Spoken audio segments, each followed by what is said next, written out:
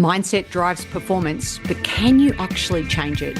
On today's episode of the Coaching Podcast, I'm joined by Dr Eve Meceda, an award-winning speaker who has delivered more than 1,800 sessions across 6 continents. We dive into the art and science of mindset, the secret to lasting habit change, and how leaders can turn difficult conversations into opportunities for growth. Hello and welcome to the Coaching Podcast, coaching for success in sport and business. Your host is Emma Doyle, the energy and high performance under pressure coach who is a world leader in unleashing human potential. Buckle up for this high octane session. Let 'em have it, coach. Finding your perfect coach shouldn't feel like a guessing game. Meet Sam, the AI that matches you with a coach who truly gets you. Your goals, values, personality, all aligned. Discover your perfect match at trysam.ai. Rise above the storm and you will find the sunshine. Now, this quote, Eve, let me just tell you, was on a T-shirt from a cafe owner in the middle of Portugal. And I absolutely loved it. I thought it was the perfect way to start the new season of the Coaching Podcast, Season 8.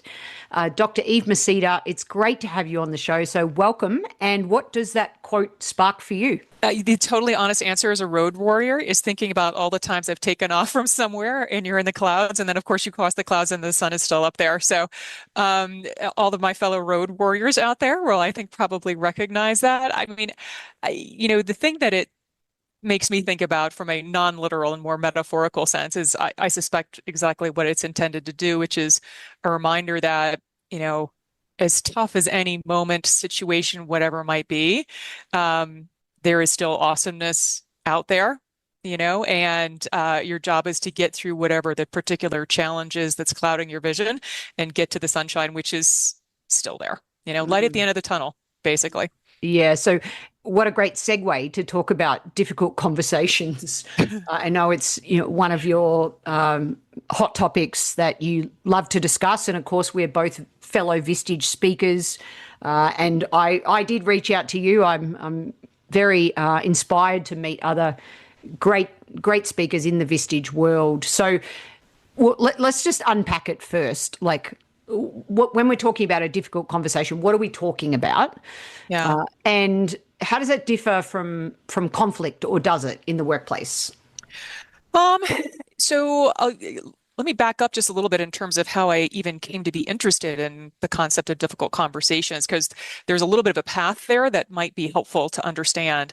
So I have spent many, many years talking to Vistage leaders and other leaders around the world on the topic of mindset. So growth mindset, fixed mindset. Many folks at this point, which is awesome, are familiar with Carol Dweck's work, although there's so much more to get into there. And when I talk to leaders about that, I have one section of the conversation that is about feedback, because feedback is enormously important to growth mindset, and it's a struggle for so many of us. When I ask leaders to self-assess on the 6 behaviors of fixed mindset, one of the top 2 scores is always fear feedback. And that's why we do a deep dive on feedback, how to receive it better. Give it better first, because if we give it better, people tend to take it better. So give feedback better and receive it better from a growth mindset perspective. So I've been talking about feedback and mindset for a lot of years. And at the end of many of those conversations, we do a rapid recall. So we go around the room and we say, okay, what's your big takeaway? What's the one thing you're going to remember and implement?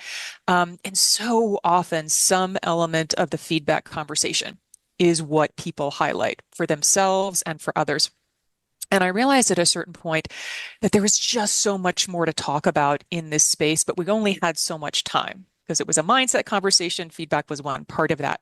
And so I just really wanted to expand that conversation. And then I came across a book, and I've got like an enormous stack of books next to me. We have a little show and tell situation if we want here. So a number of years ago, I stumbled across essentially a book called Difficult Conversations. It's got a shiny title there by Stone, Patton, and Heen. They're 3 members of the Harvard Negotiation Project. So they got serious research chops and decades of experience of putting stuff into practice in real organizations. And you can tell by the number of sticky notes that I have on here as I was putting the session together. There's just so much fantastic stuff in here. So that for me really was the opportunity to expand that feedback conversation. Because I think about difficult conversations is a pie, and feedback is one slice of that pie, but there's so many other conversations that can be hard that have nothing to do with feedback. So I think, conflict is probably one of those conversations as well, but there are just some things that maybe are inherently difficult to talk about, or um, ways that things can go off the rails in a conversation, even if it doesn't inherently have anything that needs to be problematic or uncomfortable. There are just a lot of ways that things can go off the rails. So it was basically expanding out a conversation from feedback into all of the other ways that things can go off the rails as humans, and how we understand that and then prevent it or get things back on track. So how often do you think feedback, like what's your take on performance reviews and how often leaders need to be giving feedback? What's the balance, or is there? Yeah, so this is a really interesting question. So if we go back to a former life for me, so I spent the first half of my career working for an organization, used to be called Corporate Executive Board, CEB. They eventually got bought by Gartner, which is probably a name that many organizations will recognize now. So big research and consulting firm. And one of the big studies that we did one year, big quantitative studies around the world, was on performance management. So we looked at, of all the things you can do in an organization just to try to get people to perform at their absolute best, what works and what doesn't. We had 106 variables that we looked at. So imagine a bar chart that did have 106 bars, which is bananas.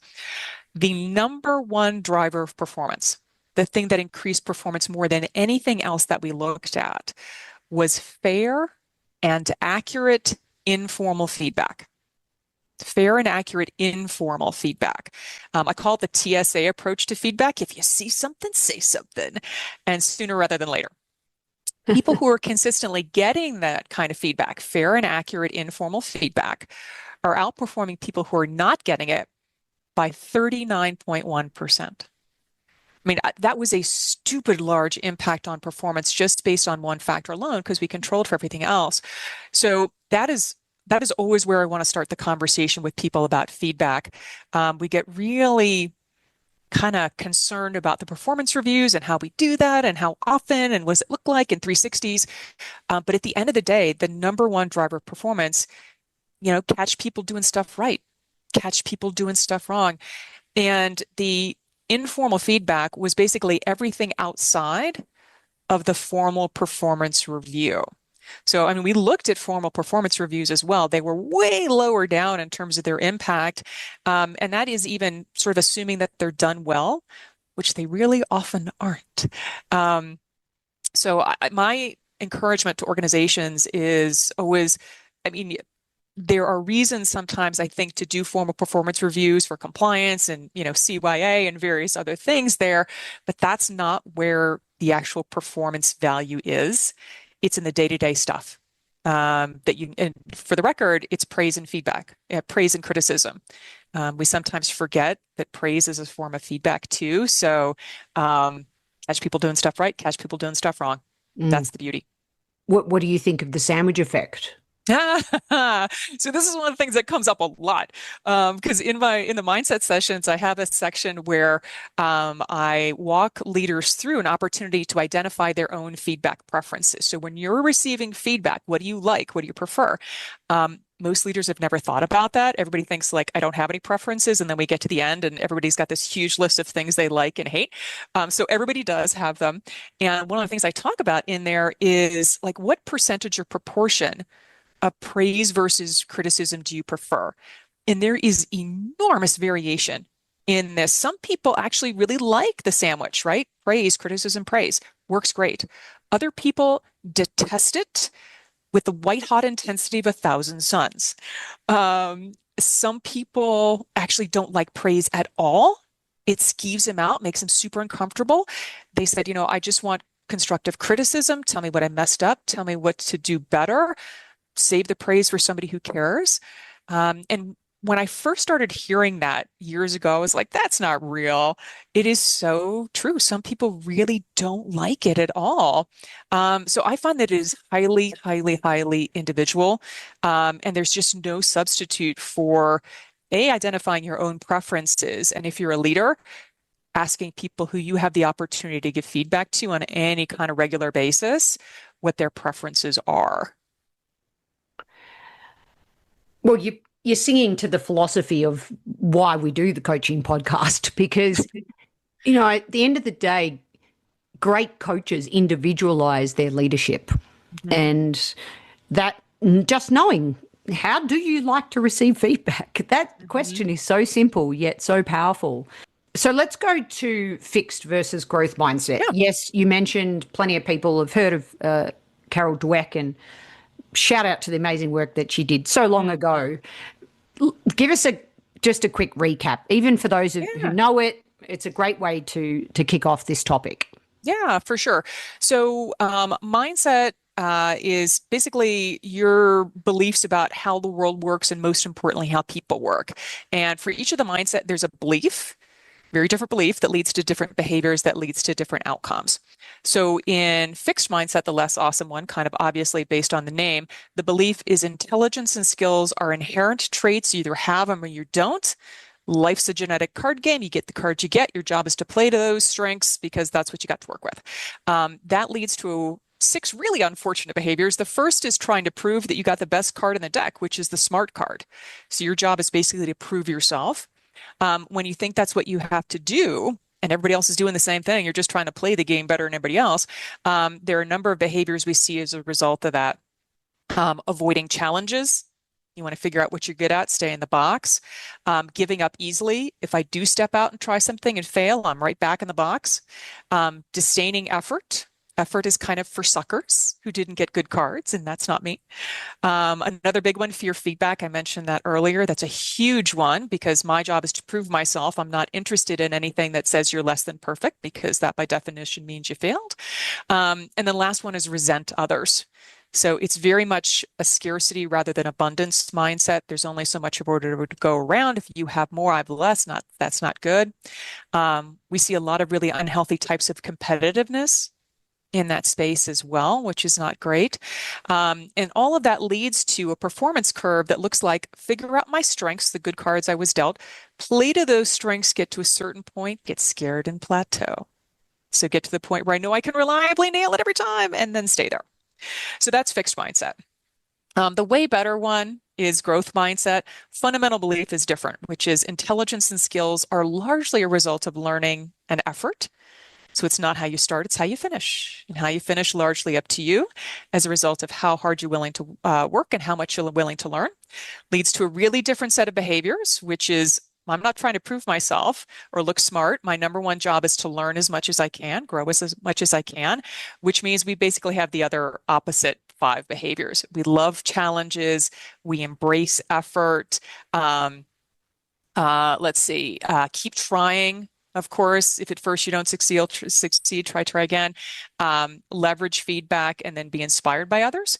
And what we see in terms of performance is not play to my strengths, get to a certain point, get scared and plateau. It's instead whatever I choose to focus on, try, stretch, challenge, fail, learn from it, come back better. Challenge, stretch, fail, learn from it, come back better. So it's basically this jagged upward curve. I call it fail better each time in pursuit of awesome.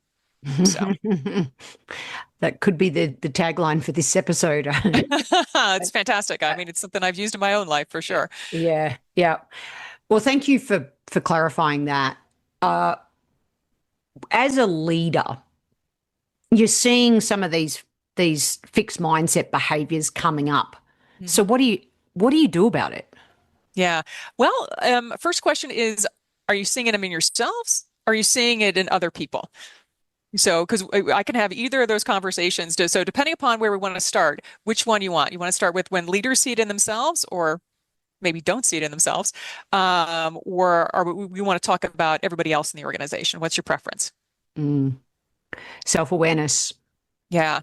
So I will tell you, I've been teaching mindset for more than a decade at this point, and the way I teach it now is really differently than when I started. So what's changed? Yeah. So initially, my thought was, okay, we're all going to tackle our own fixed mindset as leaders head on. Let's just start with that. And nobody wanted to have anything to do with that conversation. And so at a certain point, I was like, well, I know leaders are really concerned about the fixed mindsets of their people. So maybe I'll start with their people first. But at a certain point, I realized like, I, as a leader, don't have any business helping anybody else with their mindset if I'm not getting my own mindset house in order. So I've come back to starting with leaders, but I begin the conversation by asking them to think about somebody who makes them angry, frustrated, upset, or irritated. And they make a note of who that person is. And then I say, basically, my suspicion is you will recognize fixed mindset in this person. And then I go through the description of fixed mindset, and everyone in the room is like, yeah, exactly. That's exactly that person. And once people realize, oh, yeah, fixed mindset's a real thing, this makes me crazy and people I know, we're bought into the idea that fixed mindset's a real thing. And that gives us a foundation to say, okay, it's easy to recognize in other people. What about in ourselves? Because look, all of us, I'm going to raise my hand here too, all of us struggle with some of these things some of the time. And it's interesting because after I do all that, then the exercise that I do have for leaders is a self-assessment. But I've kind of eased them into the idea of like, yeah, fixed mindset's a real thing. You see it, it causes real problems. And look, we are all on this same journey together. And this is not an us and them situation with you and your people. This is how can we all help each other walk this path that is probably going to be a lifelong journey, I think, for all of us. I've learned over time, if you tee it up in the right way, people are willing to step into that space. But sort of like a full-on frontal assault, especially the deeper somebody is in fixed mindset, the less likely it is to be successful. But look, like all of us struggle with it. I've been working on it for 10 years. I still have runway. That's the nature of the beast. Yeah. And often it's something just from our childhood that's irrational that sometimes just rears its ugly head, especially when you're tired and you're exhausted and things are coming up in ways that are unresourceful. Being able to awareness obviously is everything. But I love that. I also you're showing your humility there as a leader, as a facilitator, as a coach, to say, hey, I went head on, that didn't work. So you're adapting. So Eve, when you put your psychologist hat on and you think about the future as it relates to mindset and why this is so important, what comes up for you? Yeah. So it's been interesting. I've been talking about mindset for more than a decade now, and mindset has always been hugely important. It's always the right conversation to have. I think there's actually never been a more important time than right now. Historically, I said the reason we're talking about mindset is because it's a huge performance driver. That's the one reason. A couple of months ago, I reached a tipping point and I realized there actually are three reasons now why we got to get a handle on it right now. One is uncertainty. It's the number one pain point I hear from all leaders around really the world. Doesn't matter the geography or the industry. The other is AI. And it's not so much the technology or the business disruption from AI. Again, if I put my psychologist hat on, it is the species or the social disruption that is probably coming next 12, 24 months, certainly 5 years. Let's not even talk about the world's going to look wholly different than it does right now. And I think if you think about the human brain, like the physical human brain that I have in my head, you and everybody else listening, the fully modern human brain evolved on the scene, arrived on the scene about 35,000 years ago, and it hasn't really changed that much since 300,000 years ago. 35,000 years ago, we still had woolly mammoths. We had another 31,000 years of woolly mammoths. So the brain, the hardware that we're all working with evolved for a world that had specific, discrete, immediate physical threats. Don't get killed by the thing trying to kill you. Scarcity and small, tight-knit social groups. The world we live in now is essentially the exact opposite that, and it's going to get even more extreme in terms of further and further away from the hardware that we're dealing with. So here's the thing. We don't have time to update the hardware, the brain, and until we figure out this gene editing thing, which is probably not that far, but I'm not going to be personally beta testing that. So the only option we have is to update the software. And the software is psychology. The software is mindset. And of the two different mindsets, fixed and growth, one of them, growth mindset, is well positioned to be able to handle performance and uncertainty and disruption. I mean, that's what it excels at. The other one, fixed mindset, honestly, I think is just going to crater in face of the things that are coming. And so I think there has never been a more mission critical time to get a handle on this mindset thing anymore. I don't think it's optional. I never thought it was optional, but we are getting to crunch time here, and there's really nowhere to hide. There's no industry, there's no geography where you can kind of get away with fixed mindset anymore. It's coming, and it's coming for all of us. Probably a great time for us to ask the only question on the coaching podcast that hasn't changed in over 200 episodes is in 1 to a maximum of 3 words. What do you think makes a great coach? Okay, let's think here.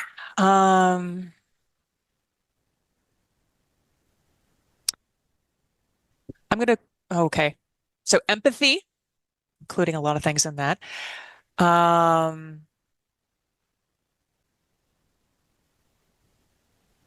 Courage.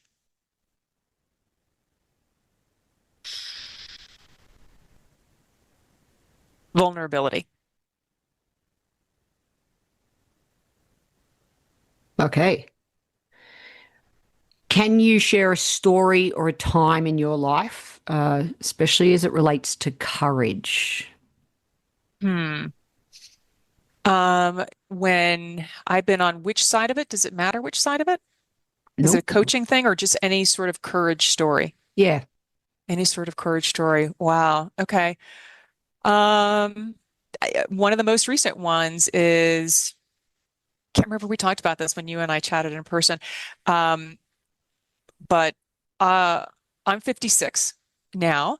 And back in my 30s, I ran 7 marathons, which sounds insane even to me right now. But it'd been like 17 years, because I'm 56 now, since I ran the last one. I was over in Paris for the Olympics last summer. And as I stood there in the streets of Paris and I watched the Olympic marathoners fly by me, I thought, do I have another one in me? So that was last August, a little over a year ago. So signed up for the Denver Colfax Marathon here in Colorado, which is home. Huge tactical mistake. Don't run a marathon at altitude, even if you live at altitude. So anyone listening, don't do that. Come train here, but run at sea level. But in any event, signed up for that and started training and doing all these things. And I thought, well, it's going to be hard, but I've done this before. It's not going to be, I know what I'm doing. Boy, it is different at 56 than it was at 36 training for this. Boy, there were some dark days on those training runs. You get to the point where every long training run is longer than a half marathon, 14, 16, 18, 20 miles. And there were a lot of runs where I was just crying on the run. And I started to think, I'm not sure I can do this. I only had a 3-part goal: finish in the time allowed unbroken. Like, that was it. I didn't care about time. Finish in the time allowed unbroken. And I started thinking, I'm not sure I'm going to do it. And I reminded myself of something that I tell my leaders in the mindset sessions around embrace effort, which is full preparation, full effort. You did everything you could to prepare, and then it was game day. You left it all on the field. That's all you can ever do. And I realized, because I kind of wanted to just not do it. I wanted to quit. I'm like, I don't think I can do it. Let me just tap out before I do this.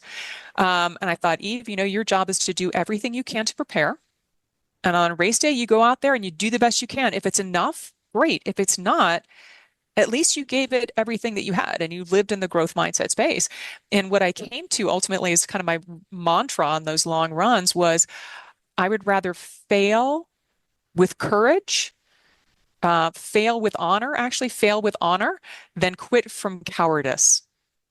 So I'd rather fail with honor than quit from cowardice. And it was the only thing, I think, on some of those runs that got me through. Yay.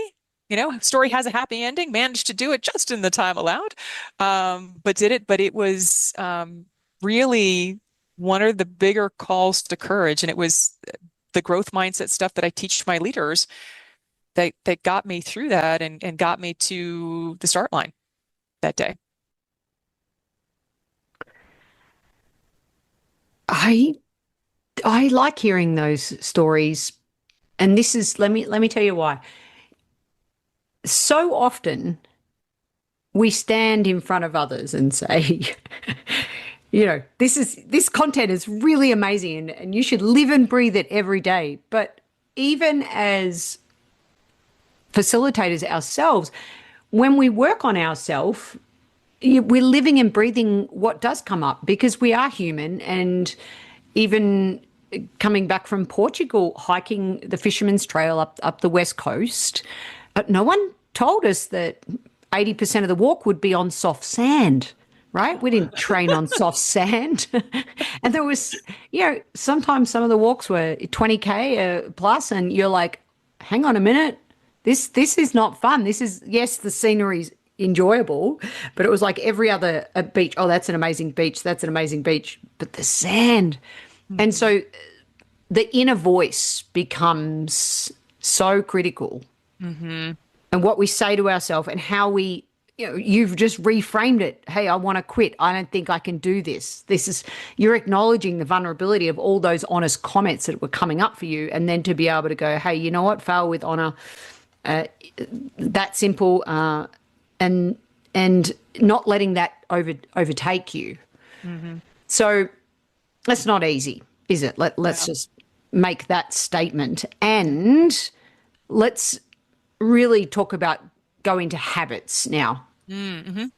Because the voice does say, no, I don't want to get out of bed, or I don't want to do, what I know that I need to do, whatever it might be. How do habits form, and what role does mindset play in forming a new habit? Yeah. So, I mean, basically, if you do something and it gets you something that you like, you want to do it again. I mean, that's basically it. Whether the thing you do is good for you or bad for you, if it gets you something pleasurable that you like, that you value, that you enjoy, you're likely to do again. I was like, let's see if that works a second time. If it does, third time, fourth time, fifth time. And we know, from our better understanding of neurobiology and those kinds of things now, that basically the more you do something or think something, for the matter, that doesn't have to be a behavior. We can have habitual thoughts just like we have habitual behaviors. It essentially starts to create grooves in our brain, and it becomes easier for those things to fire again. And so the more it happens, the easier it becomes. Easy.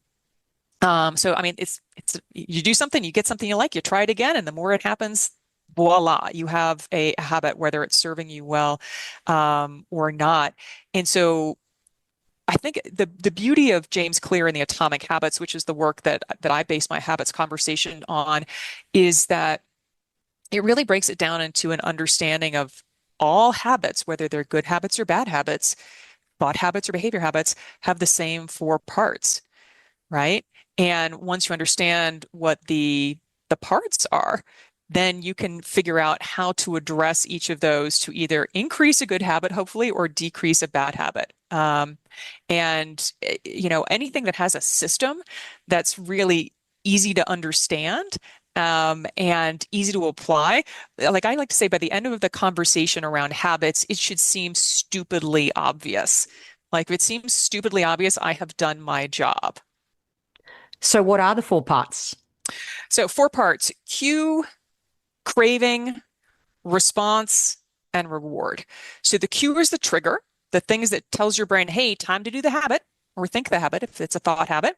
Craving is the desire. It's the fuel. It's the gas, the motivation that gets you to actually engage in the habit. The response is the habit itself. So either the habitual behavior or the habitual thought. And then the reward is the payoff. That's the thing you get that you like, that you want again. So the craving, number 2, and the reward, number 4, are related, but they're not the same. The craving is the desire for the reward. The reward is the fulfillment of the craving. So again, all habits have the same 4 parts: good habits, bad habits. And that allows us 4 different ways to get in there to begin to play around with any habit. So 4 laws of habit change, 1 for each of the components of a habit.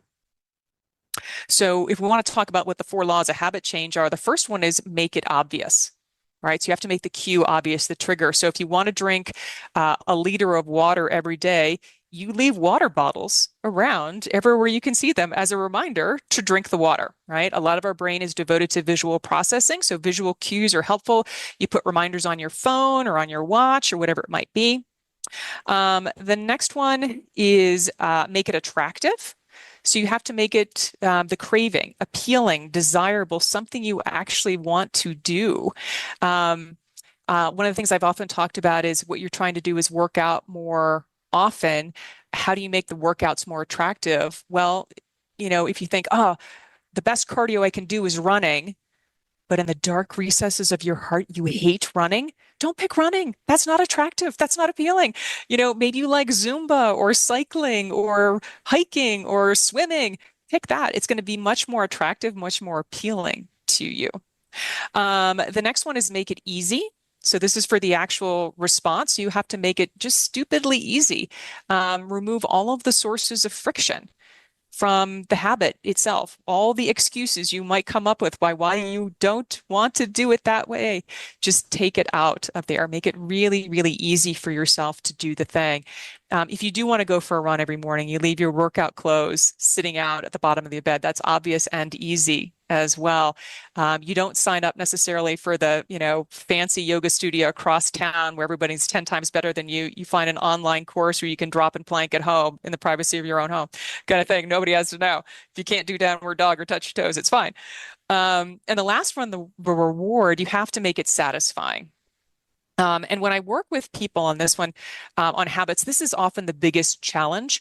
Bad habits are usually super satisfying in the moment. That's why we do it. They're bad for you long term, but they feel great in the short term. They're super rewarding. The problem is good habits tend to be the exact opposite. They're great for you long term, but they kind of suck in the short term. They're not fun, So we got to change the math on that. So and make them rewarding in the moment. So I'll give you an example that I share with my leaders. So one of the habits that I have, I'm good at it now because I figured out how to do it, but wanted to establish is making sure I'm getting all like the vitamins and supplements and those kinds of things that I need every day to live a long, healthy, awesome life. So historically, that was a problem in large part because most of those vitamins and supplements come in these like big honking horse pills, and attempting to swallow those things was not satisfying. That was not good for me. As it turns out, they make all this stuff in gummy form now. So it's like, ooh, vitamin time for some more candy. So it's now super satisfying for me to take those things. So again, changing the math on making good habits satisfying in the short term, I think is really critical. Yeah. And usually the biggest challenge. All of those things are awesome for our sports coaches out there working with athletes. And what about an example of a satisfying reward within the workplace? Someone in charge of a team looking to change a habit. They've done the first few steps, but what are some examples of rewards that could be a bit more meaningful than just praise? Yeah. I'll tell you one of the things we talk about when I ask leaders to apply this to their people in the organization. I have an exercise where I ask people to think about, imagine that you are a frontline supervisor's boss, and your job is to create an environment where it is obvious, attractive, and easy and satisfying for her to give fair and accurate feedback, which we talked about earlier, to her direct reports. How do you make it obvious, attractive, easy, and satisfying for her to do that? How do you create an environment where, you design the environment for success and the outcomes take care of themselves? And one of the things we talk about in terms of making it satisfying for her to give someone else feedback is talking about, let's make sure we teach everybody in the company how to receive feedback well. Because if I, as a frontline supervisor, give feedback to somebody and they take it terribly, they get super defensive, they're angry, they stomp off, they won't talk to me for it. Like, that is not a satisfying experience for me. But if I teach people in the organization how to receive feedback better, and the next time I give it, it goes well, like, thank you for sharing that with me. I appreciate that. I'm going to go off and have a think about that. Can we cycle back to that, after I've had a chance to think about it? that is such a much more satisfying experience for the person attempting to do the right thing. It's kind of an interesting take on kind of combining some of the mindset elements and the habit elements, and thinking about like what actually would be a better experience for that person in the moment, and then how do we create an environment where that's likely to be what she experiences. Yeah. Well, the key word there, just environment. Yeah. Which takes time to teach the environment that we need so that can happen. That's why we can't rush these things as well, or just have a quick fix Band-Aid approach on teaching someone how to give feedback if people are not going to receive the feedback. It doesn't matter how good their conversation framework is. And of course, I do love that James Clear fabulous line that we don't rise to the level of our goals. We fall to the level of our systems. Yeah. I might have butchered that one, but anyway, we get the idea of the fact that the systems are the environment, which was the point I was alluding to. All right. Yeah. Such an interesting conversation. I love chatting to you about this stuff. So if you want to make a change, do you change your mindset first and then the behavior, or do you change the behavior first and then the mindset shifts? Interesting. So when I teach this, I've got a slide that has beliefs, then a little arrow, behaviors, a little arrow, outcomes. So beliefs lead to behaviors, lead to outcomes. And that's the most linear way we can talk about it. In truth, there are arrows between everything. Everything influences everything else. So I think anywhere you want to insert yourself in that process is great. I think sometimes it's a little harder to make a frontal assault on people's beliefs. So sometimes if we can just get them to behave in certain ways, which gets some different outcomes, it's like, oh, actually that is better. We can do a little bit of an end around on the beliefs. But the truth of the matter is anywhere in there is legit. And I'm cool wherever I can get a foot in the door. And it varies, I think, from person to person. Yeah. Now it's time to finish with our quick rally. So I'll say a word and you complete the sentence with whatever comes to mind for our little rapid fire season 8 mindset challenge. All right. You ready? Yep, absolutely. Empower. Others. Let go of. Anything that's not serving you well, or be dragged. Listen. Carefully to understand. On that note, to all our fellow Vistage road warriors out there, and 7 continents from Dr. Eve Meceda here in beautiful Boulder, Colorado. I appreciate your empathy, your courage, your vulnerability. Let's make sure we all prepare and give our best effort so that we fail with honor and let everything else take care of itself. I appreciate having such a growth mindset in this conversation. It's been a joy, and thank you for your mentorship. And I appreciate you. Thanks, Eve. My pleasure. Great to see you again. Talk to you soon. And thanks for listening.